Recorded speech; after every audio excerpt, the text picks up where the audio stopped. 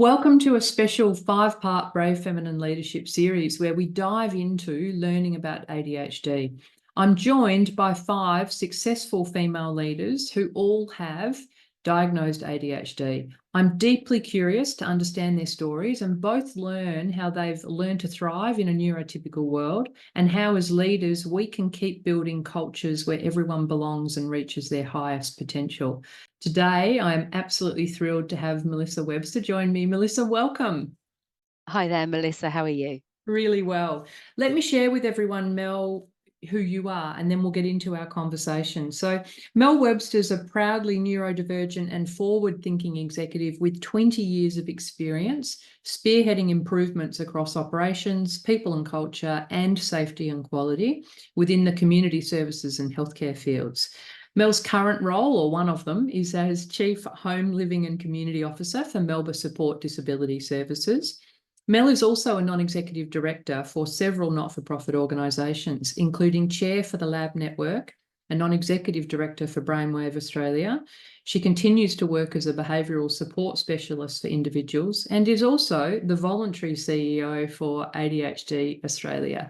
Mel, as I said, it's brilliant to have you here with me. For people who haven't had the pleasure of meeting you before, can I ask you to share with us, who are you as a human being? Wow, where do I start? Okay, so I think I start with the basics. So I am a mum. I'm a mum of two, one daughter, one son. My daughter 18, my son 16. He also has the beautiful gift of ADHD like me, and also several differences that encompass that as well. I also, as well, am somebody that spends a huge amount of my passion and my drive, as you can see, doing a lot of volunteer work. I'm really passionate about making a difference to individuals' lives, really passionate about looking at how we can change some of the, I suppose, challenges that people face day to day, not just with disability, but across the board. As an individual, I'm super sporty. I really enjoy spending a lot of my energy, focus every morning down at the gym, spending a lot of time going there, doing my running, my reformer Pilates, and many, many other things, and an extremely social being. So lots of friends, lots of fun time, lots of enjoying people. Fantastic. Wow. So there is a lot going on. And I'm so grateful to you because you and I met. And actually, this is where the whole idea for doing this series came from. And so maybe before we jump into more of your sort of career and history and things like that, why do you think it's important for us to have these conversations? Because for many, many years today, but previously also, ADHD and also other individuals also with comorbidity have always been seen as challenges within the workplace. I know from my career history, it's been fighting an onward battle upwards, trying to prove the difference. I want to show the amazing talents that we bring. I want to show the difference between us being diverse individuals within the workplace and having diversity and what that looks like as being what I see as our super talent. Mhm. Um, I want to make a change in the workplace. I want people to see disability for truly being a strength. I want to actually change that. And I believe that there's so many talented people out there that have achieved so much. Um, the focus that we're having on is females with Yes. ADHD, and that's super exciting. And one of the areas that not many people have done, talking about what makes people successful. What are some of those fantastic things that we bring to the workplace? How can we celebrate that? How can we share some of those fantastic things that we bring within the workspace? So the why is because without talking about it, no one knows. That's right. Everybody seems to talk about deficits. And why talk about deficits? Yes, there's many things that we need to say is our challenges, But gosh, we've got so many more strengths, we've got so many more positives. And I want to talk about all of those things, not just for me, but for the many people that I talk to across the community of ADHD, and those individuals also with comorbidity, those individual differences. Talk about what makes us be able to shine within the workplace, but also shine within community. How long have you been involved with ADHD Australia? Just over a year now. Yeah, fantastic. Okay, so let me get straight to it. When did you receive your diagnosis? How did that all happen? Yeah, so I was one of these, I'm going to say, hidden disabilities throughout my school years. So within school, I was always the one that was the problem child.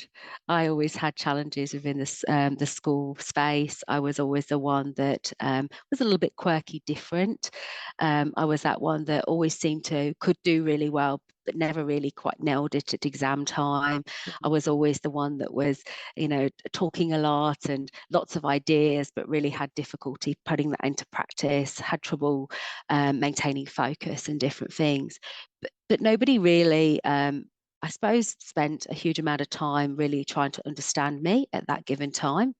Being a female, it was always harder. I was never a problem like some boys were seen. I wasn't the one that was the naughty child. I was the one that was the talkative child, the one that was the one there that people liked, but was always going to be finding it hard within the school place. I didn't do well actually at school initially. They said at the time that really shocked because I was the one that was always answering lots of questions, sort of done so well, put it down to many, many different things at my time. But then what happened is I had a particular interest in people. So at the time I was working with people with disability through default. I was in particular working with people on the autism spectrum. And I had a super interest, which I now know is my ADHD. It's my hyperfocus. My hyperfocus was on people and learning about people. So through focusing in on learning about people, I was able to actually spend some significant time really, really studying people and learning about that, and was able to actually, through many different channels, make it to university. Mm-hmm. I had this lady that changed my life. Her name was Fiona White. She came to me and asked me the question, have I ever been diagnosed? Have I ever been looked into for any sort of diagnosis? At the time, questioned dyslexia, questioned also as well some of the challenges that may be faced with, but wasn't quite sure. Um, she believed in me, helped me to be able to not only get my diagnosis, but also to help me through university. She was absolutely a shining star. And the reason she was is not because I had anything any easier, but my learning style was very different. So Okay. once I'd had my diagnosis, what she actually did was spend quality time being able to help me to learn differently. So what that looked like in particular for me is not spending a huge amount of time in the classroom environment looking at the whiteboard, of which I couldn't see because I had problems with sensory sensitivity and many different things going on in my space. She actually did learning different for me. So she spent quite a bit of time talking to me, asking for me to repeat the questions, going through different ways of learning for me, which was actually by breaking it down into short sentences. And she helped me to be able to introduce lots of, what I seen at the time, smart technology on my computer back in the Stone Age when you had a huge amount of things that was bought in at the time. I called it my special computer. And it helped me through university. It helped me to be able to achieve. And from that point onwards, once I'd learnt about myself and once I learnt about me and what I look like as being a little bit different, I was able to excel because I had a learning style that worked well for me. And it took me 19, 20 odd years to be able to understand that. And as soon as I found out about myself, I was like, wow, I kind of always knew this. Yes. Everyone else said they knew it, but nobody really wanted to say. That's so fascinating to me. I mean, what was Fiona's role? She was a learning support specialist at the University of Leicester. She Okay. was somebody that specialised in the time of working with individuals with differences. She helped those students that were finding it quite difficult. And she specialised at the time in working with those, those learners to be able to help them to be able to look at their individual learning style, and to look at how they could help them to exceed. And if they needed to support to go for a diagnosis or to get tests for anything at all, then could do to receive extra supports, which is what So I did. that's fascinating. So for you, I know you say it took you 19 or 20 years, but actually in the scheme of things, that's a much earlier diagnosis than a lot of the people I'm talking to Yeah. who've been diagnosed in the last couple of years. So for you, did that then mean you had the chance to kind of kick your career off understanding though? I know you said you already worked in the sector, but did you have a chance to really kick your career off with a good understanding of what was going to support you the best? Tell me about that. I think in the early stages, it was really actually for me about trying to understand what ADHD and my other differences look like for me. Yeah. Okay, so as most people do, they read. And I read and I was like, wow, this is great, but this doesn't resemble me. Mm. This is very different to me. Um, and for me, a lot of it was learning about how does this, for me, my different disabilities present to me? What does that look like for me? And how can I actually be able to excel, not just in the workplace, but also in my personal space?